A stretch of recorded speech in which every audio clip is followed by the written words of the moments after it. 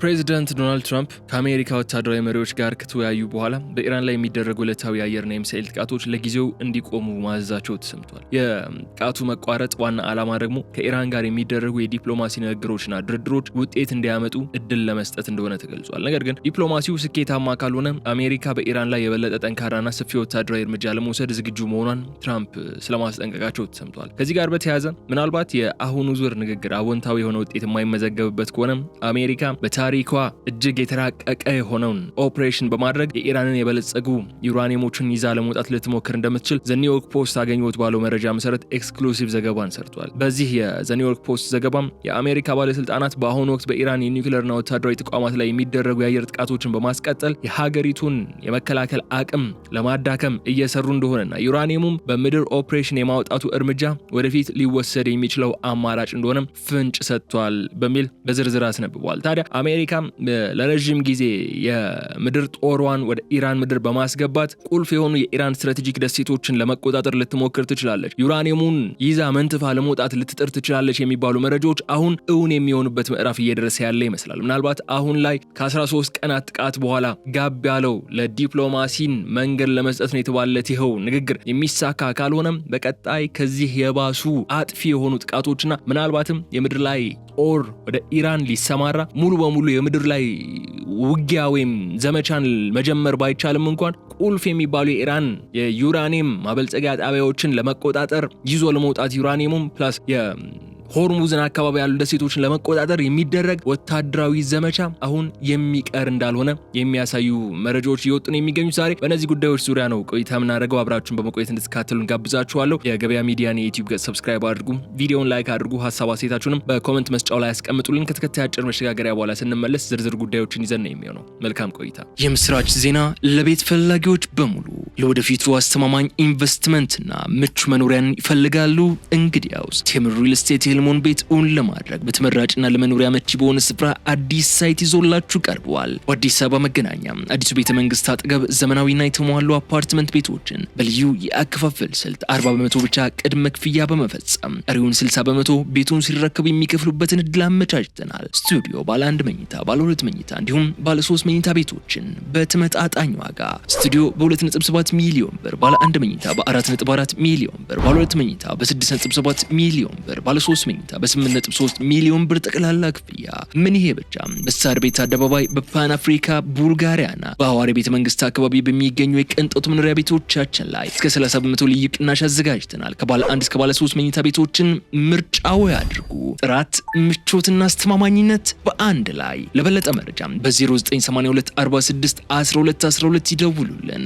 ቴምር ሪል ስቴት የቤቶ ባለቤትነት አጋር። የአሜሪካው ፕሬዚዳንት ዶናልድ ትራምፕ ለቀጠናውና ለዓለም አቀፍ የደህንነት ሁኔታ አዲስ አቅጣጫ ያስያዘ እጅግ ድንገተኛና ያልተጠበቀ ወታደራዊ ውሳኔን አስተላልፈዋል። ፕሬዚዳንቱ በፔንታጎንና በአሜሪካ ማዕከላዊ እዝ ወይም ሴንትኮም ስር የሚገኙ ወታደራዊ አመራሮችን በኢራን ኢላማዎች ላይ ለ13 ተከታታይ ቀናት ያለማቋረጥ ሲያካሂዱት የነበረውን የየዕለቱን ከባድ የአየርና የሚሳኤል ድብደባ በአስቸኳይ እንዲያቆሙ ቀጥተኛ ትዕዛዝ ስለመስጠታቸው ተሰምቷል። ይህ ውሳኔ ይፋ የሆነው የአሜሪካ አየር ኃይልና የባህር ኃይል ከአጋራቸው የእስራኤል ወታደራዊ እዝ ጋር በመቀናጀት በኢራን ወታደራዊ ማዕከላት የአየር መከላከያ ስርዓቶችና በኒውክሌር መሰረተ ልማቶች ላይ የበለጠ ሰፊና ከፍተኛ ውድመት የሚያስከትል አዲስ የጥቃት ማዕበል ለመሰንዘር ሙሉ ዝግጅታቸውን አጠናቀው በነበሩበትና የጦር አውሮፕላኖቻቸውም ትዕዛዝ በመጠባበቅ ላይ በነበሩበት ወቅት ነው ተብሏል። የትራምፕ አስተዳደር ውሳኔ ባለፉት 2 ሳምንታት ውስጥ አሜሪካ በቴህራን ላይ ስታካሄድ የነበረውን ተከታታይ ቦምብ ድብደባ ዘመቻ ለመጀመሪያ ጊዜ ለአንድ ምሽት ቢሆንም እንኳ እንዲቋረጥ ያደረገ ወሳኝ ክስተት ሆኗል። እንደ አክሲዮስና ኒውዮርክ ታይምስ ያሉ ዋና ዋና የዜና ምንጮች በነጩ ቤተ መንግስትና በፔንታጎን ውስጥ ባሉ ከፍተኛ የደህንነት ምንጮች ላይ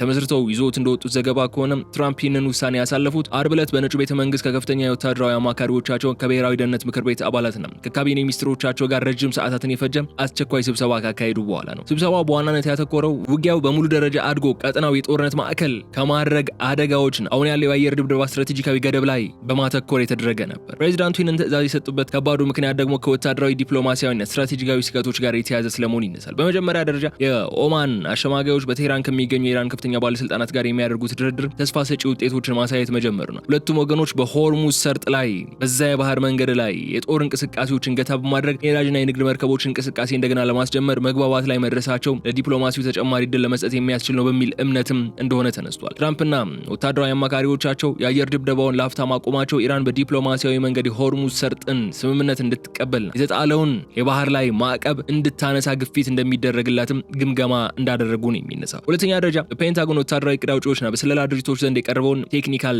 ግምገማ እንደሚያመላክተው ከሆነ ያለመሬት ጦር ቀጥተኛ ጣልቃ ገብነት በአየርና በሚሳኤል ድብደባ ብቻ ሊገኝ የሚችለው ከፍተኛ ወታደራዊና ስትራቴጂካዊ ግብ የመጨረሻው ገደብ ላይ ስምምነት መድረስ ስላልተቻለ ነው። ባለፉት 13 ቀናት የተካሄዱት ተከታታይና ከባድ ድብደባዎች የኢራንና አብዛኛዎቹን የራዳርና የአየር መከላከያ ስርዓቶች፣ የባሊስቲክ ሚሳኤል ማስወንጨፊያዎችን፣ የድሮን ማምረቻዎችና የባህር ኃይል ጣቢያዎችን በእጅጉ ያደቀቁና ያዳከሙ ቢሆንም የኢራንን አገዛዝ ሙሉ በሙሉ እንዲንበረከክ ለማድረግ የአየር ጥቃት ብቻ በቂ ያለመሆኑ ተረጋግጧል። ይልቁንም ጥቃቱን በዚህ መልኩ መቀጠሉ አሜሪካ በመካከለኛው ምስራቅ ቀጠና ውስጥ የምታከማቸውን የአየር መከላከያ ሚሳኤሎች ማለትም የፓትሪዮትና የታድ የመከላከያ ስርዓቶችን ክምችታቸውን በከፍተኛ ሁኔታ ሊያዳክመው እንደሚችል ወታደራዊ ባለሙያዎች እያስጠነቀቁ ነው የሚገኙት። ይሁን እንጂ እንደ ዋሽንግተን የሚገኙ ምንጮች እንደሚያረጋግጡት ከሆነ ይህ የትራምፕ ትዕዛዝ ጦርነቱ ሙሉ በሙሉ ማብቃቱን የሚያበስር ሳይሆን የትራምፕ አስተዳደር ለአሜሪካ ጦር ያስተላለፈው ትዕዛዝ የዲፕሎማሲውን ሂደት የሚያመጣውን ውጤት ለመጠበቅ የተደረገ ጊዜያዊ የጥቃት ማገጃ ወይም የማቆም አዝማሚያ እንጂ የሰላም ስምምነት አይደለም። የሴንትኮም ወታደራዊ አዛዦች ወደ ሙሉ ደረጃ ውጊያ ለመመለስ የሚያስችላቸውን ስትራቴጂካዊ እቅዶች አሁንም ቢሆን በከፍተኛ ዝግጅት ላይ አድርገው ያስቀመጡ ሲሆን በኦማን በኩል የሚደረገው የድርድር ሂደት ካልተሳካ ወይም ኢራን ተጨማሪ ወታደራዊ ትንኮሳዎችን ካደረገች ደግሞ የአሜሪካ አየር ኃይል በጥቂት ሰዓታት ውስጥ ወደ ነበረበት ከባድ የአየር ድብደባ ዘመቻ እንዲመለስ መመሪያ ተሰጥቷል። ይህ ድንገተኛ ለውጥ በቴልአቪቭና በሌሎች የቀጠናው ሀገራት ዋና ከተሞች ውስጥም ትልቅ የፖሊሲና የደህንነት ድንጋጤን ፈጥሯል። የእስራኤል ወታደራዊ እዝ በኢራን ስትራቴጂካዊ ቦታዎች ላይ አዲስና ሰፊ ጥቃት ለማካሄድ ዝግጁ በሆነበት ወቅት የትራምፕ ውሳኔ መምጣቱ በዋሽንግተንና በቴልአቪቭ መካከል በጦርነት የመጨረሻ ግብ ላይ ያለውን ልዩነት አጉልቶ የሚያሳይ ነው። አሜሪካ በዋናነት የሆርሙዝ ሰርጥን መከፈት እንዲሁም የኒውክሌር ስጋቱን በድርድር ወይም በውሱን ጥቃት መቆጣጠር ላይ ስታተኩር፣ እስራኤል ግን የኢራን የኒውክሌር ፕሮግራምና ወታደራዊ አቅም ሙሉ በሙሉ ሳይደመሰስ ጥቃቱ መቆም የለበትም የሚል ጥብቅ አቋም ስለመያዙ ይነሳል። በአጠቃላይ የፕሬዚዳንት ትራምፕ ይህንን የጥቃት ማገጃ ውሳኔ አሜሪካ ከኢራን ጋር የገባችበትን የጦርነት ሂደት ወደ አዲስና እጅግ ስስ ወደሆነ የዲፕሎማሲና የወታደራዊ ለአስጨራሽ ምዕራፍን ያሸጋገሩ ሲሆን የሚቀጥሉት ጥቂት ቀናት ደግሞ ጦርነቱ ወደ ተሟላ ሰላም ወይስ ወደ ባሰ የቀጠናው ወታደራዊ ግጭት ይሻገራል የሚለውን የሚወስኑ ስለመሆናቸው ይነሳል። ከዚህ ባሻገር የኦማን የዲፕሎማሲ ጥረት፣ በቴህራን የተደረገው ሚስጥራዊ ድርድርና የሆርሙዝ ሰርጥ ስምምነት እየተባለ እየተነሳ ያሉት ጉዳዮች ለዚህ የተኩስ ማቆም ሂደት ዋነኞቹ ገፊ ምክንያቶች እንደነበሩ እየተነሳ ነው የሚገኘው። የአሜሪካ አየር ኃይልና የባህር ኃይል በኢራን ወታደራዊና የኒውክሌር መሰረተ ልማቶች ላይ ያካሄዱት የነበረው ከባድ የአየር ድብደባ በድንገት እንዲገታ ያደረገው ዋናውና ወሳኝ ምክንያት በኦማን የውጭ ጉዳይ ልዑክ ቡድን መሪነት በቴህራን የተካሄደው እጅግ ጥንቃቄ የተሞላበት የዲፕሎማሲ ውይይት ነው ተብሏል። በኦማን ሱልጣኔት ከፍተኛ የዲፕሎማሲ አመራሮች የተመራው ይህ ልዑክ በቴህራን ከሚገኙት የኢራን እጅግ ከፍተኛ የፖለቲካና የብሔራዊ ደህንነት ውሳኔ ሰጪዎች ጋር ረጅም ሰዓታትን የፈጀ ድርድር ሲያካሄድ መቆየቱ ተነስቷል። ኦማን በዋሽንግተንና በቴህራን መካከል ያላትን የቆየ የታመነ አሸማጋይነት ሚናን በመጠቀም ሁለቱ ወገኖች ወደ ሙሉ የቀጠናው ጦርነት ከመግባታቸው በፊት የሚደርሱበትን የመጀመሪያ ደረጃ የሰላምና የደህንነት ማዕቀፍ ለማዘጋጀት እንችላለች ተብሏል። በዚህም በቴህራን በተካሄደው ሚስጥራዊ ድርድር ጠረጴዛ ላይ የቀረበውና የውይይቱ ዋና ማዕከል የሆነው ጉዳይ የሆርሙዝ ሰርጥን ጥበቃና የባህር ላይ ንግድ ነጻነት ነው ተብሏል። ኢራን በአሜሪካና በእስራኤል ጥቃት ከተከፈተባት በኋላ የዓለም የነዳጅና የወሳኝ መሰረታዊ እቃዎች ወይም ፍጆታዎች እንደነ ማዳበሪያን ጨምሮ የሚተላለፉበት ይህንን ወሳኝ የባህር መተላለፊያ መስመር በከፊል በመዝጋት እንዲሁም በንግድ መርከቦች ላይ ስጋትን በመፍጠር ምላሽ መስጠቷ ይታወቃል። የኦማን አሸማጋዮች ይዘውት የቀረቡት የመጀመሪያ ደረጃ ረቂቅ ስምምነት ታዲያ ኢራን በሆርሙዝ ሰርጥ በኩል የሚደረገውን የነዳጅ ጫኝ መርከቦችና የንግድ መጓጓዣዎች ነጻ ዝውውር እንድታረጋግጥ፣ የተቀበሩ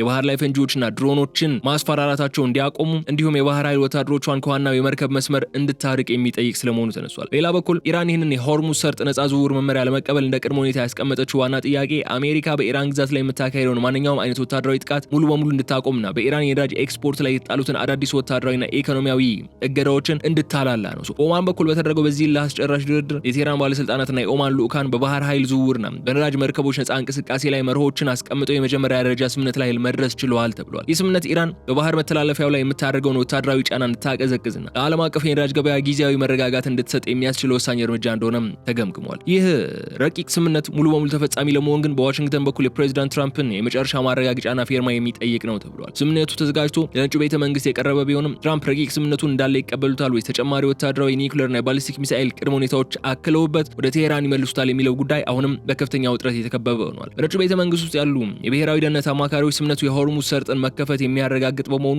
አዎንታዊ አዎንታዊ ጎን እንዳለው ቢያምኑም የኢራንን የኒውክሌር ፕሮግራም የበለጸገ ዩራኒየም ስጋት ግን ሙሉ በሙሉ የማይመለስ ከሆነ ዘላቂ ሰላም ሊያመጣ አይችልም የሚል ስጋትም እንዳላቸው ይነሳል። በኦማን አሸማጋይነት የተጀመረው የዲፕሎማሲ ሂደት ወዲያውኑ በዓለም አቀፍ የነዳጅ ገበያና በጂኦፖለቲካዊ ስጋቶች ላይ ግልጽ የሆነ ተጽዕኖን እያሳደረ ነው ያለው። የአሜሪካ አየር ድብደባ መቆሙና ሆርሙዝ ሰርጥ ላይ ስምምነት ሊደረስ እንደሚችል ወሬ መሰማቱ ባለፉት 2 ሳምንታት ውስጥ በከፍተኛ ሁኔታ ተቀጣጥሎ የነበረውን የዓለም የነዳጅ ዋጋ ለአፍታም ቢሆን እንዲረጋጋና እንዲቀንስ ያደርገዋል። የቀጠናው ሀገራትና ዓለም አቀፍ ማህበረሰብም የኦማንን የዲፕሎማሲ ጥረት እንደ ትልቅ የሰላም ጭላንጭል በማየት ሆርሙዝ መዘጋቱ የዓለምን ኢኮኖሚ ወደ ከባድ ቀውስ የሚከተው ነበርና ምናልባት በዚህ አካባቢ ላይ የሚፈጠር ስምምነታውን ተስፋን እንዲያደርጉ እያደረጋቸው ይገኛል።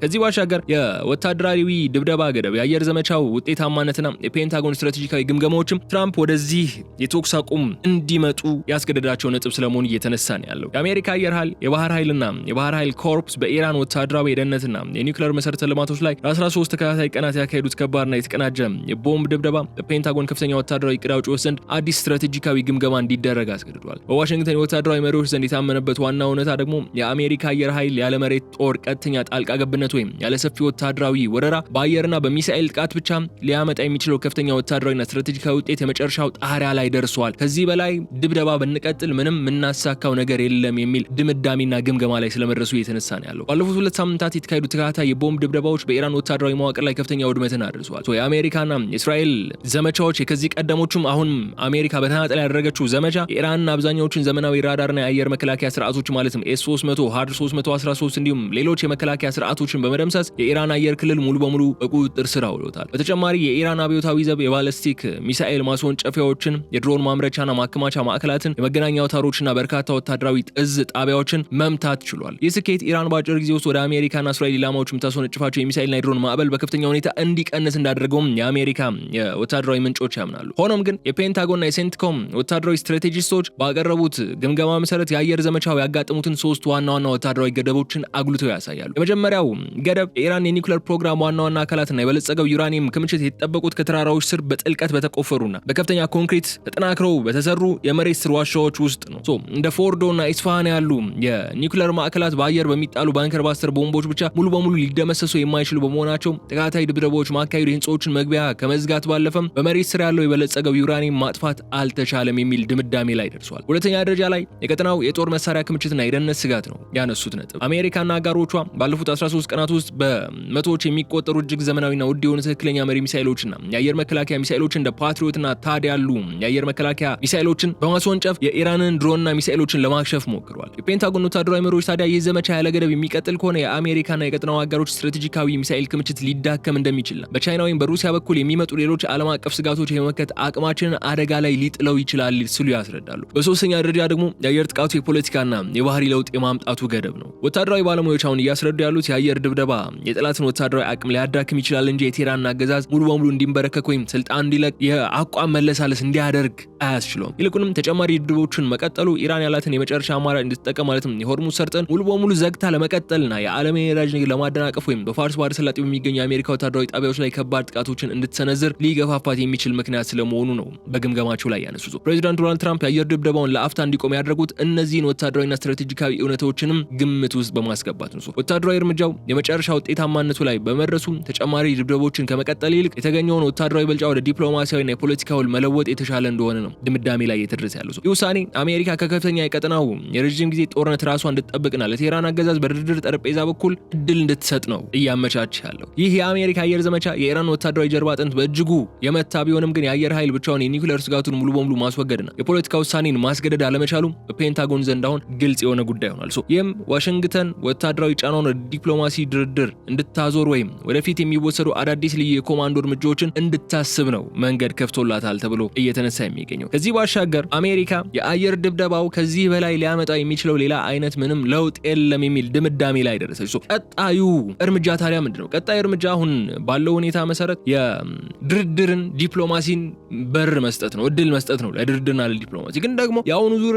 ድርድርና ዲፕሎማሲ የማይሳካ ከሆነ ትራምፕም ቀጭን ማስጠንቀቂያን አስተላልፈዋል። ይህ ተኩስ አቁም ከመታወጁ በፊት ወይም አሜሪካ ሌሊቱን ኢራን ላለማጥቃት ከመወሰኗ በፊት ከእስራኤል ጋር በጋራ በመሆን ከባድ የሆነ ጥቃትን በኢራን ላይ ለማድረስ አቅደው ነበር ነው የተባለው። ያ ነው የሚቀጥለው። ወይም ደግሞ ሊቀጥል የሚችለው ሌላኛው ነገር ምንድነው ከተባለ ዘ ኒውዮርክ ፖስት እያለን ያለው አሜሪካ ከዚህ በኋላ በጣም እጅግ ልዩ የሆነን ኦፕሬሽን በማርቀቅ የኮማንዶዎቿን ስምሪት በማድረግ የበለጸገውን ዩራኒየም ከኢራን ምድር መንትፋ ይዞ ለመውጣት እቅድ አላት የሚለው ጉዳይ እናገኛለን። በአሜሪካ የብሔራዊ ደህንነት ምክር ቤት በፔንታጎንና በማዕከላዊ የስለላ ድርጅት ወይም CIA ከፍተኛ የጦር እቅድ አውጪዎች ዘንድ አዲስና እጅግ አደገኛ የሆነ አማራጭውን በጠረጴዛ ላይ ቀርቦ ከፍተኛ ምክክርና ግምገማ እየተደረገበት ይገኛል የሚለው የዘ ኒውዮርክ ፖስት ዘገባ እሱን ደግሞ እናንሳው። ይኸው ግምገማ እየተደረገበት ነው የተባለው ጉዳይ ኢራን ከመሬት ስር በከፍተኛ ጥንቃቄ ደብቃ ያስቀመጠችውና ወደ መሳሪያነት ሊለወጥ የሚችለው በከፍተኛ ደረጃ የበለጸገውን ዩራኒየም ልዩ የኮማንዶ ኃይል መሬት ላይ በማውረድ በኃይል የመቀማት የማስወገድ ወይም ቦታው ላይ የማውደም ሚስጥራዊ ወታደራዊ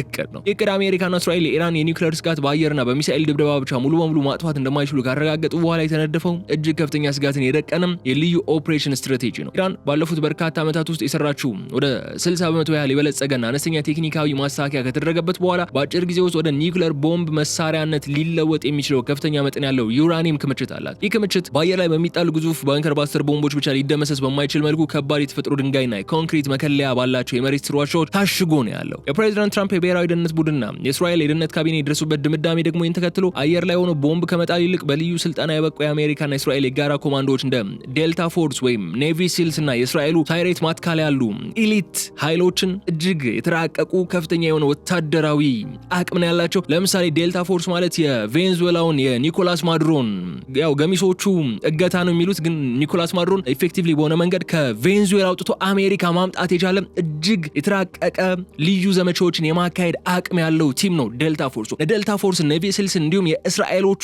ሳይሬት ማትካል የመሳሰሉ ኢሊት ኃይሎችን በኢራን መሬት ላይ በሄሊኮፕተሮችና በልዩ አይሮፕላኖች በማሳረፍ እርምጃዎችን መውሰድ የሚለው ጉዳይ ነው አሁን አሜሪካና እስራኤል እያጤኑት የሚገኙት። ፕሬዚዳንት ዶናልድ ትራምፕ በቅርቡ ከነጩ ቤተ መንግስት ሆነው በሰጡት መግለጫና ለብዙሃን መገናኛዎች ባደረጉት ገለጻ የአሜሪካ ጦር በአሁኑ ወቅት የኢራንና አየር መከላከያና የሚሳኤል አቅም በማድቀቅ ላይ እንደሆነ ጠቁሞ ነበር። ቀጣዩ እርምጃ የመሬት ኮማንዶዎችን ልኮ የበለጸገውን ዩራኒየም የመቀማት ወይም የማስወገድ ኦፕሬሽን ሊሆን እንደሚችልም ፍንጭ የሚሰጡ ንግግሮችን አድርገዋል።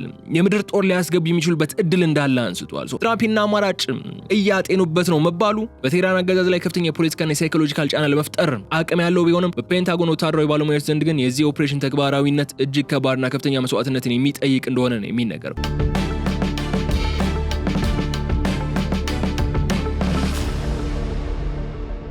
የዚህ ልዩ ኦፕሬሽን ስትራቴጂካዊና ኦፕሬሽናል ዝርዝሮች ምንድናቸው በሚለው ዙሪያ ዘ ኒውዮርክ ፖስት ይዞት የወጣውን ዝርዝር እንመልከተው። በመጀመሪያ የልዩ ኃይሉ ዋና ግብ በኢስፋሃን ወይም በናታንዝ የመሬት ስር ዋሻዎች ውስጥ በልዩ ኮንቴነሮች የታሸጉትን የዩራኒየም ጋዝ ሲሊንደሮችና የተከማቹ ቁሳቁሶችን በቁጥጥር ስር መዋል ነው። የኮማንዶ ቡድኑ መሬት ስር ማዕከላት ውስጥ ዘልቆ በመግባት ዩራኒየሙን በልዩ የደህንነት ሳጥኖች ውስጥ በመክተት በሄሊኮፕተር ወደ አሜሪካ የባህር ኃይል መርከቦች ወይም ወደ ወዳጅ ሀገራት ማጓጓዙ ወይም ደግሞ ማጓጓዙ ካልተሳካም ልዩ የኬሚካልና የፍንዳታ ቁሳቁሶችን በመጠቀም ዩራኒየሙን በቦታው ላይ ዳግም ጥቅም ላይ እንዳይውል አድርጎ ማውደም ሊሆን ይችላል ተብሏል። ሁለተኛ ደረጃ የኦፕሬሽኑ ውስብስብነትና አደገኛነትን የሚያስሰው ነጥብ ላይ እንደርሳለን። ኢራን አብዮታዊ ዘብ የመሬት ስር ማዕከላቱን በጥብቅ ጥበቃ፣ በብረት በሮች፣ በፈንጂዎችና በከባድ መከላከያዎች የከበበው በመሆኑ የኮማንዶ ቡድኑ ወደ ውስጥ ለመግባት የሚወስድበት ጊዜ ረጅም ነው የሚሆነው። በተጨማሪ ኦፕሬሽኑ በሚካሄድበት ወቅትም ኢራን የመሬት ጦር፣ የታጠቁ ኤሊት ኃይሎችና ድሮኖችም የኮማንዶዎችን ማረፊያ ቦታዎች ከበው ጥቃት ሊሰነዝሩባቸው ስለሚችሉ አሜሪካና እስራኤል ከመቶዎች የሚቆጠሩ የውጊያ አውሮፕላኖች፣ የድሮን ሽፋንና ኤሌክትሮኒክስ ጦርነት ስርዓቶችን በመጠቀም ቀጠናውን ሙሉ በሙሉ ዘግታ መያዝ ይኖርባታል። በሶስተኛ ደረጃ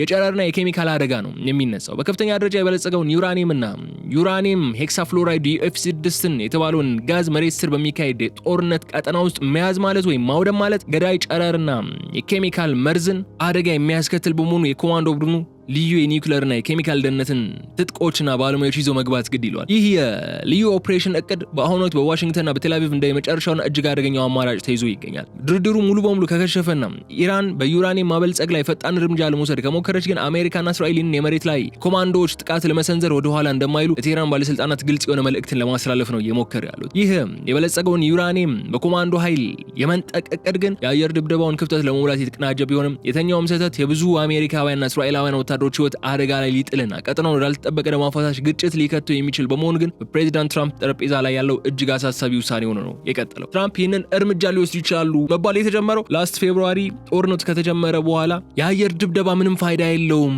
ለአሜሪካ ሌላ የቢሊዮን ዶላሮች ኪሳራ ነው እያመጣባት ያለው የሚለው ጉዳይ በሚነሳበት ሰዓት ነበር አሜሪካ ምናልባትም የምድር ጦር ወደ ኢራን ምድር ልታስገባ ትችላለች የሚለውን ጉዳይ ሲነሳ ነበር። ግን ደግሞ ያው አሜሪካ ከዚህ ቀደም በተለያዩ የመካከለኛው ምስራቅ ሀገራት ያስተናገደችው ኪሳራን ከግምት ውስጥ በማስገባት ትራምፕ ያንን የምድር ጦር ወደ ኢራን ምድር የማስገባቱን ውሳኔ ደፍረው ሊወስኑት ያልቻሉት ሆኖ ነው የቀጠለው እስከዛሬ። ዛሬም ድረስ ግን ጠረጴዛቸው ላይ ያለ ደፍረው ግን እሱን ውሳኔ ሊወስኑ አልቻሉም። በቀጣይ ምን ይሆናል የሚለው ግን አብረን የምንመለከተው ነው የሚሆነው። ከዚህ ባሻገር በአሜሪካና በእስራኤል አየር ኃይሎች ሲካሄዱ በነበሩት ተከታታይና ከባድ የአየር ድብደባዎች የኢራን ዋና የኒውክሌር ማዕከላት የሆኑትን ናታንዝ፣ ፎርዶ፣ ኢስፋሃን ላይ ያሉትን ህንፃዎች፣ የምርምር ላቦራቶሪዎችና የአየር ማቀዝቀዣ ስርዓቶችን በከፊልና በሙሉ ወድመዋል። ከዚህ ቀደም በኢስፋሃንና በፎርዶ የተፈጠሩ ተራራዎችና የመሬት ስር ዋሻዎች ውስጥ በጥልቅ የታሸጉት የበለጸጉ የዩራኒየም የጋዝ ሲሊንደሮች ግን አሁንም ሳይነኩ በጥብቅ ጥበቃ ስር እንደሚገኙ ይታመናል። ይህ ሁኔታ የወታደራዊ ጥቃቱን ስትራቴጂካዊ ውጤታማነት ጥያቄዎች ሲከተተውና በዋሽንግተን እንዲሁም በቴል አቪቭ የስለላ መስሪያ ቤቶች ዘንድም ከፍተኛ ስጋትን የፈጠረ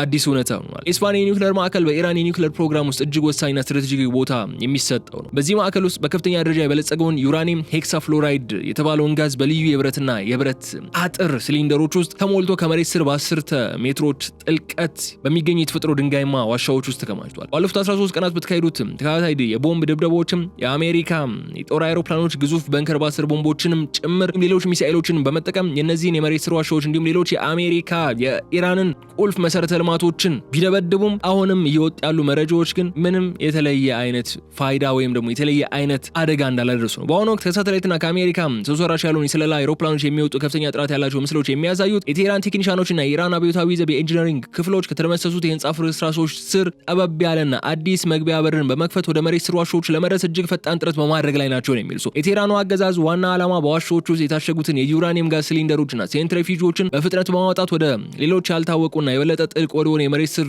ቦታዎች ማዛወር ወይም ደግሞ በአስቸኳይ ወደ ኒውክሌር ጦር መሳሪያነት ለመለወጥ የሚያስችለውን የመጨረሻ ቴክኒካዊ ማሳካያን ማድረግ ነው ዋናው ስራው አድርጎ እየተንቀሳቀሰ ያለው። የኢራን ቴክኒሻኖች እንቅስቃሴ ደግሞ በአሜሪካ የማዕከላዊ ስለላ ድርጅት ወይም CIA፣ በብሔራዊ ደህንነት ኤጀንሲ NSA እና በእስራኤሉ ሞሳድ በቋሚነትና በሰከንዶች ልዩነት በሳተላይቶች በኢንፍራሬድ ካሜራዎችና በቦታው ባሉ የስፓይዌር መረቦች በኩል ጥብቅ ክትትል የተደረገበት የሚገኝ ነው። የአሜሪካና የእስራኤል ስለላ መስሪያ ቤቶች የጋራ ግምገማ እንደሚያመላክተው ደግሞ ኢራን ያንን ከመሬት ስር የተቆለፈበትን ዩራኒየም አውጥታ ወደ ሌላ ቦታ ለማዛወር የምታደርገው ማንኛውም እንቅስቃሴ ወይም የዩራኒየም ጋዙን ወደ ብረትነት ለመቀየር የሚደረግ ሙከራ አሜሪካና እስራኤል ቀይ መስመራቸው እንደሆነ አስታውቀዋል። በዚህ ምክንያትም ነው የአሜሪካና እስራኤል ወታደራዊ እዞች ኢራን በኢስፋሃንና በፎርዶ የመሬት ስር ዋሻዎች ላይ የምታደርገውን እንቅስቃሴ ወዲያውኑ ለማክሸፍ የሚያስችሉ ሁለት ዋና ዋና ወታደራዊ ዝግጅቶችን አድርገው እየተጠባበቁ የሚገኘው የሚሉ መረጃዎች የሚወጡት። አንደኛው የኢራን ቴክኒሻኖች የዋሻዎቹን መግቢያ እንደገና በከፈቱበት ቅጽበት እጅግ ትክክለኛ የሆኑ ሚሳኤሎችና ድሮኖችን በመጠቀም መግቢያዎቹን ዳግም መደብደብና የመሬት ስር ክፍሎችን ሙሉ በሙሉ ዝግ ማድረግ ሲሆን፣ ሁለተኛው ደግሞ ቀደም ሲል እንደተጠቀሰው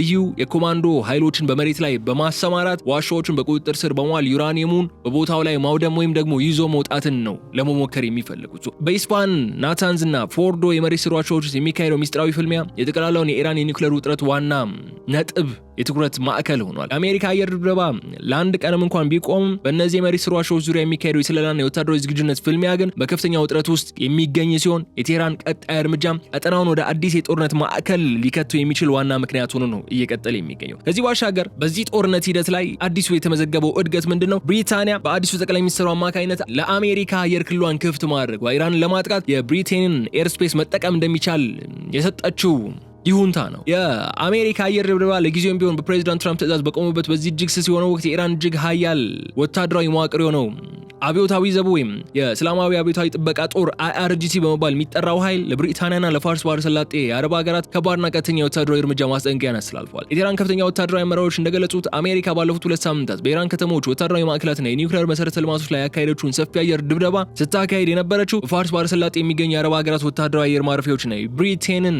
ጦር ሰፈሮች በከፍተኛ ሁኔታን በመጠቀም ነው ብሏል።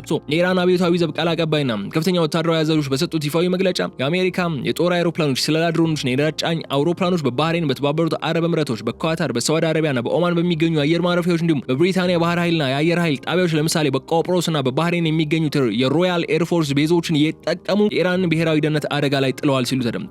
የአብዮታዊ ዘቡ መግለጫ አክሎ ማንኛውም የቀጠናው ሀገር ወይም የምዕራባውያን አጋር ግዛቱን፣ የአየር ክልሉን ወይም ወታደራዊ ጣቢያውን ለአሜሪካና ለእስራኤል የጦር አይሮፕላኖች ክፍት ካደረገ የኢራን አብዮታዊ ዘብ ያንን ሀገርና ወታደራዊ ጣቢያውን እንደ ቀጥተኛ የጠላት ኢላማን በመቁጠር በባሊስቲክ ሚሳይሎችና በረዥም ርቀት ድሮኖች ወይም ካሚካዜ ድሮኖች እንደሚደመስስ በድጋሚ ጥብቅ ማስጠንቀቂያ አንስቷል።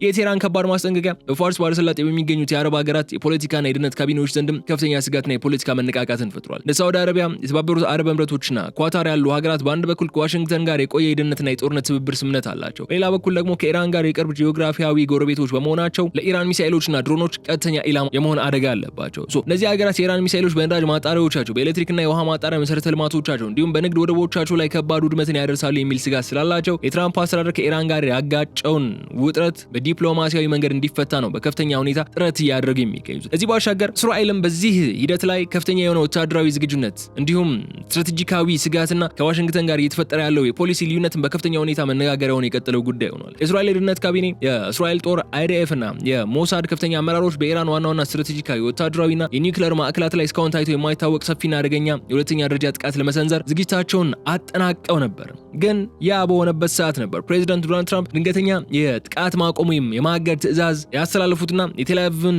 እቅድና የወታደራዊ ጊዜ ሰሌዳ ሙሉ በሙሉ እንዲተዋጎል አድርጓል። የእስራኤል የጦር አይሮፕላኖችና የረዥም ርቀት ሚሳኤል ክፍሎች በኢራን የአየር ክልልና በጠላት ኢላማዎች ላይ አዲስ የውድመት ማዕበልን ለመክፈት በተጠባባቂነት ላይ በነበሩበት ወቅት ከነጩ ቤተ መንግስት የተላለፈው የጥቃት ማቆም መመሪያ በቴልአቪቭ የፖለቲካና የደህንነት መስሪያ ቤቶች ውስጥም ከፍተኛ ብስጭትና ስትራቴጂካዊ ስጋትን የፈጠረ ሆኖ ነው ያለፈው። የእስራኤል ጠቅላይ ሚኒስትርና የወታደራዊ እዝ አመራሮች ለኢራን የኒውክሌር ፕሮግራም ያላቸው አቋም እጅግ ጥብቅና የማያወላውል ነው። በቴልአቪቭ ስትራቴጂስቶች እምነት የኢራን የኒውክሌር መሰረተ ልማቶች ሙሉ በሙሉ ሳይደመሰሱ የበለጸገውን ዩራኒየም ክምችት ከሀገሪቱ ሳይወገድ ወይም በቦታው ላይ ሳይወድምና የቴህራን የባሊስቲክ ሚሳኤል አቅም ሳይመታ የሚደረግ ማንኛውም አይነት የሆርሙዝ ሰርጥ ወይም የባህር ላይ የነጻ ዝውውር ስምምነት ለእስራኤል ህልውና የረዥም ጊዜ አደገኛ ስጋት እንደሆነ ነው የሚያምኑ።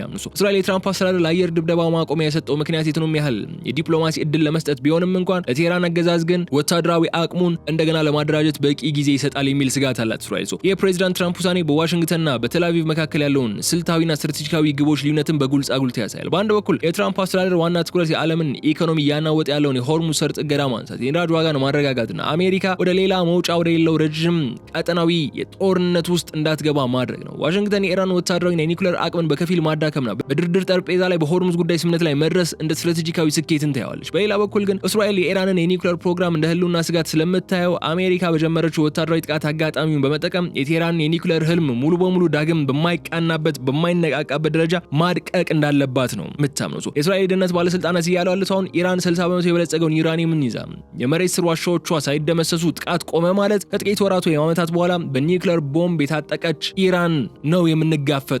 ያ እንዲሆን ደግሞ አንፈቅድም ነው እያሉ ያሉት የሞሳድ ዳይሬክተርና የእስራኤል ወታደራዊ መሪዎች ከፔንታጎን እንዲሁም ከሲአይኤ አመራሮች ጋር በየሰዓቱ በስልክና በቪዲዮ ኮንፈረንስም በዚህ ጉዳይ ላይ ጥብቅ ምክክር ላይ በማድረግ እንደሚገኙ መረጃዎች ወጥቷል። የእስራኤል ልዑካን በዋሽንግተን ለሚገኘው የብሔራዊ ደህንነት ምክር ቤት ባቀረቡት መረጃ ኢራን በኦማን በኩል የሚደረገው ድርድር ለጊዜ መግዣነት የተጠቀመችበት እንደሆነና በተራራ ስር ባሉት ዋሻዎች ውስጥ ያለው የዩራኒየም ለማስወጣት እየሰራች መሆኗን ገልጿል። ሆኖም አሜሪካ ለዲፕሎማሲው ሂደት ቅድሚያ ለመስጠት በመወሰኗ ምክንያት እስራኤል ለጊዜው እጇን እንድትሰበስብና ትራምፕን ቀጣይ እርምጃ እስኪወስዱ ድረስ እንድትጠብቅ ነው እያስገዳት ያለው። የእስራኤል ወታደራዊ ዝግጁነትና ከዋሽንግተን ጋር የተፈጠረው የፖሊሲ ልዩነት በምዕራባውያን አጋሮች ህብረት ውስጥ ትልቅ ውጥረት የፈጠረ ሲሆን የቴልአቪቭ አመራሮች የትራምፕን ዲፕሎማሲያዊ ሙከራን በስጋትና በጥንቃቄ እንዲከታተሉት ነው ያደረጋቸው ማለት ነው። ይህን ብለን ወደ ማጠቃለያችን ስንገባ ግን የተከበራችሁ የገበያ ሚዲያ ተከታታዮቻችን በአሁኑ ወቅት በመላው የመካከለኛው ምስራቅ ቀጠና በዋሽንግተን በነጩ ቤተ መንግስት በቴህራን የስልጣን ኮሪዶሮችና በቴልአቪቭ የደህንነት ካቢኔ ውስጥ የሚታየው ሁኔታ በወታደራዊ ኃይል የበላይነትና በዲፕሎማሲያዊ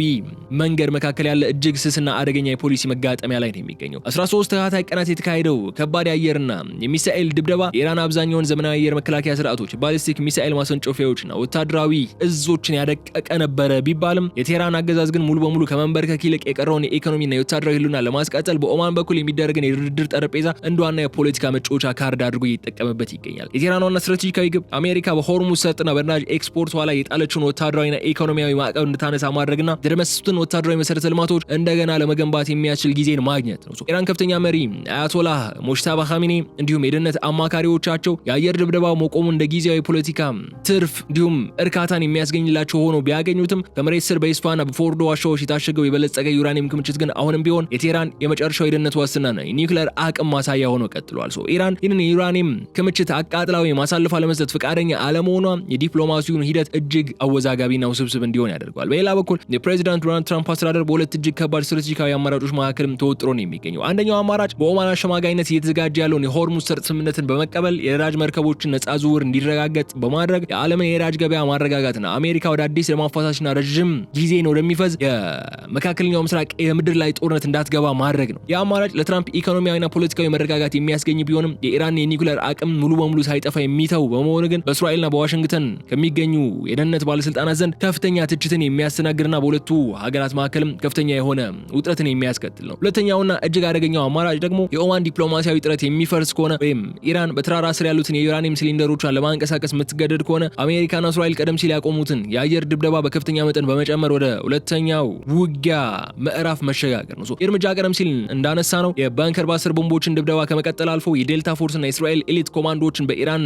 መሬት ላይ በማሳረፍ የመሬት ስር ዋሻዎችን በቁጥጥር ስር የማዋልና ዩራኒየሙን በኃይል የመቀማት ወይም የማውደም ኦፕሬሽን ሊያካትት ይችላል። የአማራጭ ከተወሰደ ኢራን በፋርስ ባህረ ሰላጤ በሚገኙ የአሜሪካ ጣቢያዎችና የአረብ ሀገራት መሰረተ ልማቶች ላይ ሁሉን አቀፍ የሚሳኤልና የድሮን ጥቃት እንድትሰነዝር በመገፋፋት መላውን ቀጠና ወዳልተጠበቀ የታላቅ ኃይሎች እልቂትን ሊከቱ ይችላል። በዚህ ማለበዛ ግን የሚቀጥሉት ጥቂት ቀናትና ሳምንታት የመላውን የመካከለኛው ምስራቅ ቀጣይ አሰላለፍና የዓለምን የጂኦፖለቲካ ኃይል ሚዛን የሚወስኑ ወሳኝ አጋጣሚዎች ናቸው የሚሆኑት። የኦማን አሸማጋዮች በቴህራንና በነጩ ቤተ መንግስት መካከል በሚያደርጉት የመጨረሻ የፌርማ ሂደት ከተሳካም ቀጠናው ከጦርነት ወደ ጊዜያዊ ሰላምና ዲፕሎማሲያዊ ስምምነትን ይሸጋገራል። ነገር ግን በድርድር ዝርዝር ነጥቦች ላይ አቋሞች ከተያዙ ፕሬዚዳንት ትራምፕ የጥቃት ማገጃ ትዕዛዝ ተነሱ። አሜሪካም እንዲሁም እስራኤልም ልትገባበት ትችላለች። ኢራንም እንደተለመደው የአጸፋ እርምጃዋን ትወስዳለች። አዲስና እጅግ አደገኛ የሆነውን ፍጥጫ የመሬት ላይ ኮማንዶዎች ስምሪት ሊያመራ የሚችል አጋጣሚን ሊፈጥር ይችላል በማለት የዕለቱን የፖድካስት መሰናዷችን እዚህ ላይ እንቋጫለን።